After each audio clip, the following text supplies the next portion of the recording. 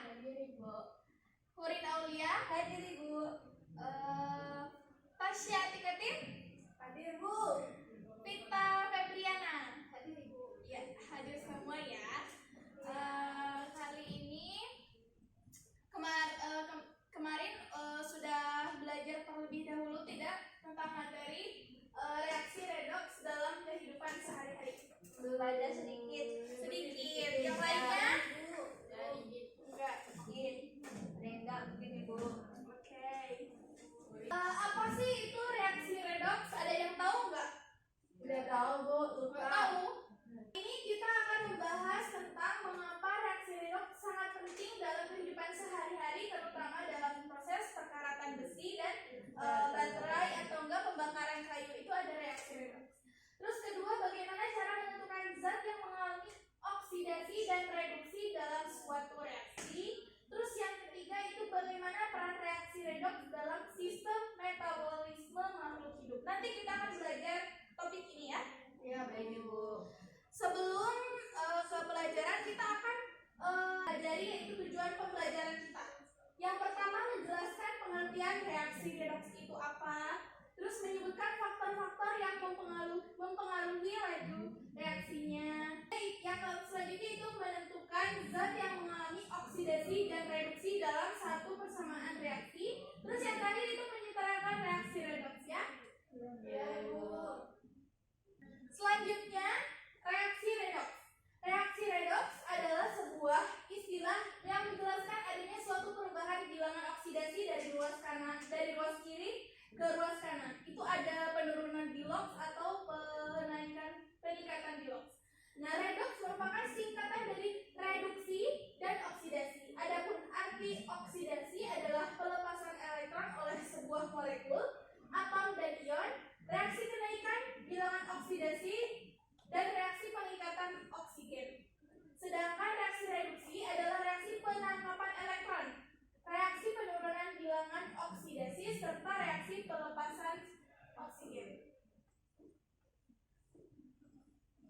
Selanjutnya, ciri-ciri reaksi redoks. Bilangan oksidasi atau yang disebut biloks. Kenaikan biloks menunjukkan terjadinya oksidasi, dan sedangkan penurunan biloks menunjukkan terjadinya reduksi. Selanjutnya, perpindahan elektron. Spesies yang melepaskan elektron mengalami oksidasi, sedangkan spesies yang menerima elektron mengalami reduksi. Yang terakhir, perubahan muatan ion. Perubahan muatan ion misal dari +2 di ruas kiri menjadi +3 atau sebaliknya merupakan indikator bahwa ion tersebut mengalami pelepasan atau penambahan elektron. Selanjutnya, terjadi reaksi antara logam dan ion logam lain. Ketika logam bereaksi dengan logam lain, biasanya dia terjadi pertukaran elektron antara logam dengan yang lainnya. Nah, logam umumnya melepaskan elektron, mengalami oksidasi. Jadi umumnya logam itu mengalami oksidasi atau pelepasan elektron, dan ion lainnya menerima elektron atau mengalami reduksi. Selanjutnya itu perubahan warna pada setiap senyawanya. Nanti ada terjadi perubahan warna. Yang merupakan itu kalau terjadi perubahan warna itu terjadi juga perubahan bilangan oksidasi yang dapat menyebabkan perubahan warna larutan tersebut. Selanjutnya fungsi reaksi redoks. Fungsi reaksi redoks yang pertama oksidasi makanan dalam sel atau disebut basi dalam makanan ya. Terus selanjutnya alat dapur yang terbuat dari stainless tidak berkarat karena permukaannya selalu dilapisi oksida akibat proses oksidasi yang berlangsung. Terus selanjutnya itu aturan penentuan biloks. Kita lagi masuk penyetaraan persamaan reaksi redoks ya. Yang pertama aturan penentuan biloks. Pertama penentuan biloks dulu. Jumlah atom di ruas kiri sama dengan di ruas kanan. Jumlah muatan di sebelah kiri sama dengan di ruas kanan. Biloks unsur bebas contohnya apa?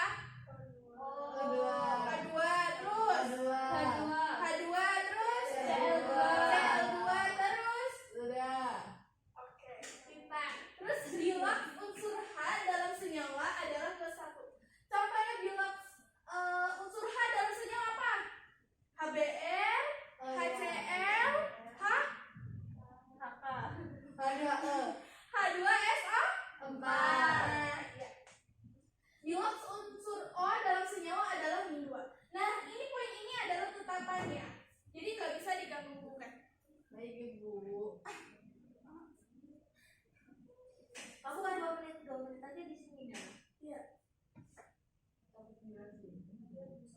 Selanjutnya itu penyetaraan reaksi redox. Yang pertama, setarakan persamaan reaksi redox di bawah ini soalnya ya, menggunakan metode setengah reaksi. Yang pertama menentukan kerangka dasar dari setengah reaksi reduksi dan oksidasi. Nah, itu kita menentuin nih di logsnya. Ini +3 kan, ini 0. +3 ke 7 ke ruas yang sebelah kanan itu mengalami peningkatan bilangan oksidasi. Dari 0 ke -1 terjadi penurunan ya. Nah, selanjutnya menuliskan reaksi ion dari senyawa yang berfase. Berfase itu anak-anak udah tahu kan ya kemarin praktikum. Selanjutnya kita membedakan mana yang mengalami oksidasi dan mengalami reduksi. Unsur-unsur senyawanya ditulis ya dari ruas kiri ke ruas kanan. Nih, langkah terakhir adalah menyetarakan koefisien secara keseluruhan. Bisa dituliskan. Jadi reaksi keseluruhannya ini ya. 2NaCrO2 plus 3Br2 plus 8NaOH menghasilkan 2Na2CrO4, NaBr, dan air. Berikut adalah yang ibu rangkum tahapan-tahapan singkat yang tadi panjang banget ya. Ada yang bisa membacakan? Bisa. Coba silakan Mia.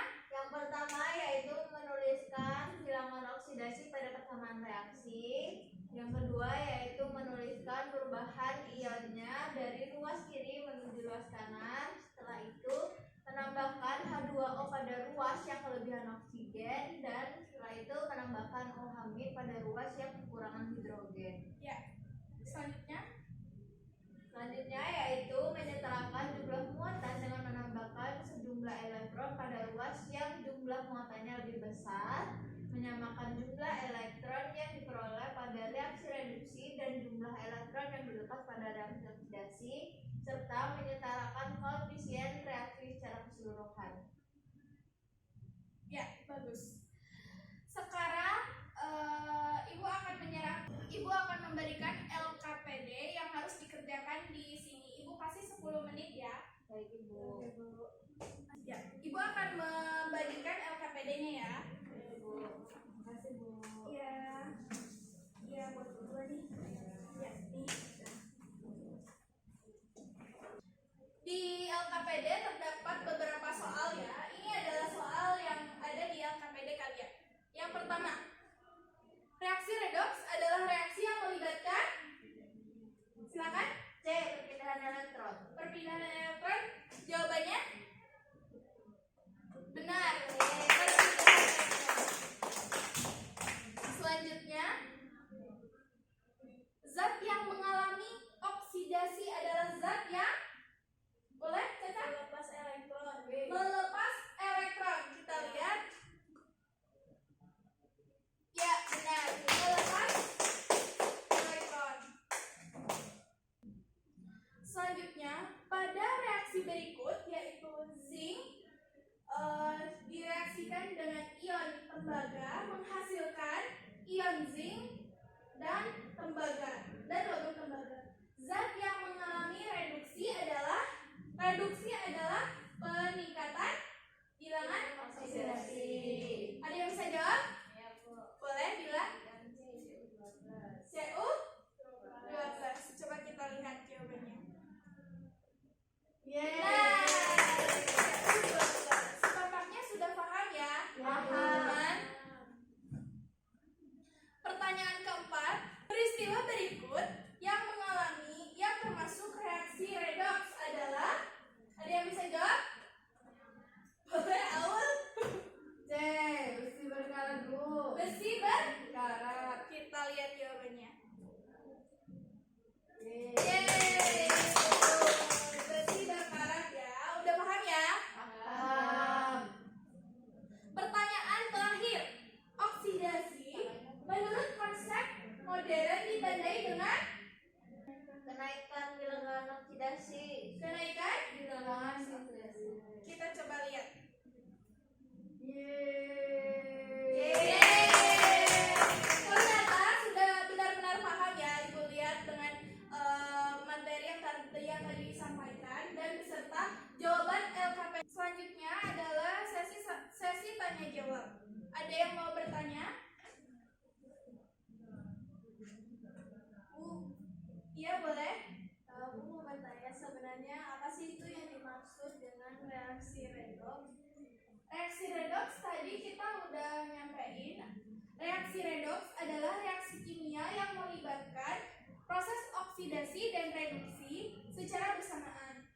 oksidasi adalah pelepasan elektron, sedangkan reduksi adalah penerimaan elektron. Keduanya selalu terjadi secara berpasangan dan berbarengan. Ada yang lagi yang mau bertanya? Mau tanya Bu, Boleh. bagaimana sih Bu cara mudahnya untuk menentukan mana yang mengalami reduksi dan mana yang mengalami oksidasi? Oke, pertanyaan yang bagus. Cara melihat perubahan bilangan oksidasi, jika bilangan oksidasinya naik dari ruas kiri ke ruas kanan itu mengalami oksidasi. Dan jika terjadi penurunan bilangan oksidasi dari ruas kiri ke ruas kanan adalah reaksi reduksi. Ya, lanjut. Ada yang mau bertanya? Saya Bu, Boleh, Urin? dalam kehidupan sehari-hari nih, contoh reaksi redoks itu apa aja ya Bu? Banyak, contohnya kan tadi ada di LKPD, besi berkarat, pembakaran kayu, terus cara kerja baterai yang buat remote, buat lampu, dan masih banyak lagi. Gitu ya. Iya. Oke Bu. Ada lagi? Boleh, Aul? Bu, kenapa sih reaksi oksidasi dan reduksi itu tidak bisa terjadi sendiri-sendiri? Tidak terjadi masing-masing gitu ya? Ya, Karena elektron yang dilepas pada proses oksidasi tadi harus segera diterima dengan atom lainnya, ion lainnya. Jadi harus ada yang memberikan, mendonor, harus ada yang menerima. Ada lagi? Bu, apakah semua reaksi kimia termasuk reaksi redoks? Tidak semua reaksi redoks itu ada di kehidupan sehari-hari ya kita.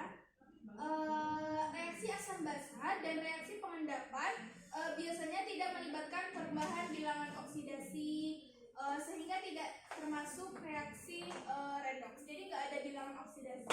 Selanjutnya ada yang mau bertanya? Bu, saya sekalian tanya terakhir Bu. Iya boleh. Bu, apa fungsi reaksi redoks dalam bidang industri atau teknologi? Peran reaksi redoks sangat besar Gila. Contohnya pada pembuatan baterai, proses penyepuhan logam, terus pengolahan limbah, dan juga dalam industri kimia seperti pembuatan pupuk ataupun bahan bakar. Pertanyaan kalian sangat bagus, artinya kalian sudah memahami ya materi yang tadi disampaikan. Sudah. Selanjutnya, Ibu akan memberikan kesimpulan dari materi yang tadi Ibu sampaikan. Yang pertama, tadi udah belajar reaksi, reduksi, dan oksidasi. Oksidasi adalah peningkatan bilangan oksidasi, dan reduksi adalah penurunan bilangan oksidasi. Terus reaksi redoks itu di kehidupan sehari-hari, contohnya ada di perkaratan besi, terus penyepuhan logam, terus pembakaran kayu, terus cara pakai baterai, terus dan masih banyak lainnya. Sepertinya sudah cukup materi pembelajaran kita hari ini.